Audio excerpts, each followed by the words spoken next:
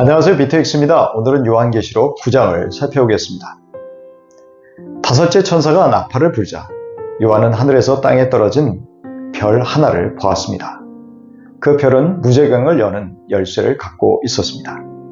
우리 예수님만이 죽음과 지옥의 열쇠를 가지신 분이므로 아마도 주님의 권위로 그 열쇠가 인격적인 존재인 그 별에게 넘겨진 것으로 보입니다. 무저갱은 바닥 없는 시면의 구덩이로 지옥 이전 형태라 할 수 있습니다. 여기는 사탄의 감옥 또는 사탄에게 권세를 받은 짐승이 갇힌 곳입니다.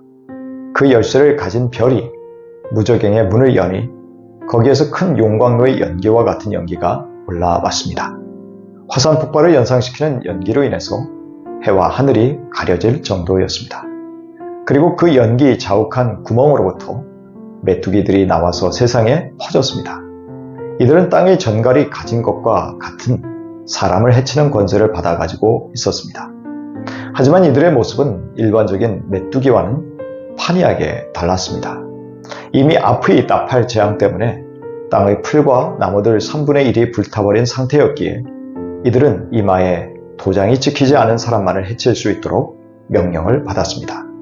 즉 하나님의 자녀들은 해를 입지 않지만 불신자들이 해를 입는다는 것입니다. 메뚜기들이 받은 명령은 사람들을 죽이지는 말고 5달 동안 괴롭게만 하라는 것이었습니다. 이들이 주는 고통은 마치 전갈이 사람을 쏠 때와 같았습니다. 그래서 이들의 공격으로 사람들이 죽으려고 애써도 죽지 못하고 죽기보다 더 고통스러운 재앙을 겪게 된다는 것입니다.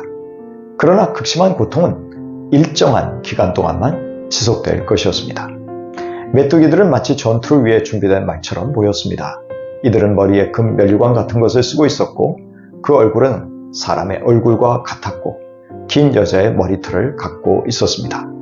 메뚜기는 쇠로 만든 철 가슴막이로 무장하고 있었고 그 이빨은 사자의 그것처럼 치명적이었습니다. 그 날개 소리는 마치 많은 말이 끄는 병거 소리와 같았습니다. 꼬리에 전갈과 같은 꼬리와 침이 달려있어서 5달 동안 사람들을 괴롭힐 권세가 있었습니다.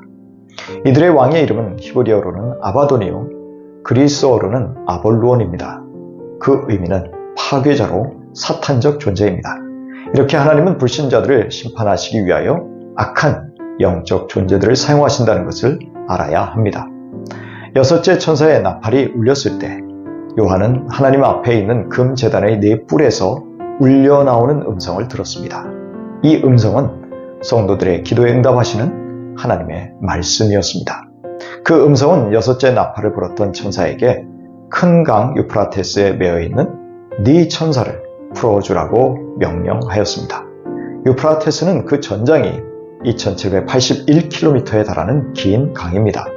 여기 네 천사들은 7장 2절에서 하나님의 심판을 연기시켰던 천사들이었을 것입니다. 이들은 하나님이 구원하시고자 하는 모든 사람들이 구원받을 때까지 결박되어 있었습니다.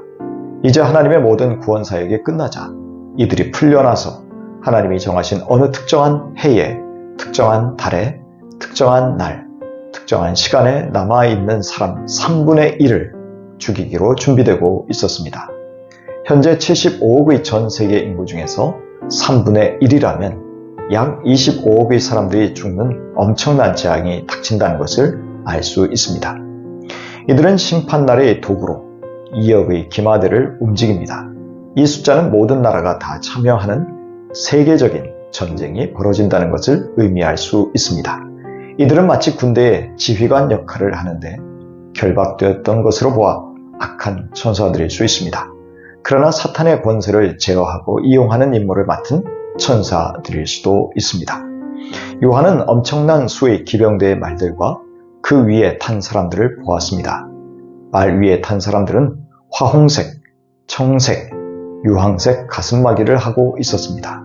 이들이 탄 말의 머리는 사자와 같이 무섭고 입에서는 불과 연기와 유황을 내뿜고 있었습니다. 그들의 힘과 무기는 바로 입과 꼬리에 있었습니다. 이들의 입과 꼬리에서는 불과 연기와 유황이 나와서 사람들의 3분의 1을 죽이는 것입니다.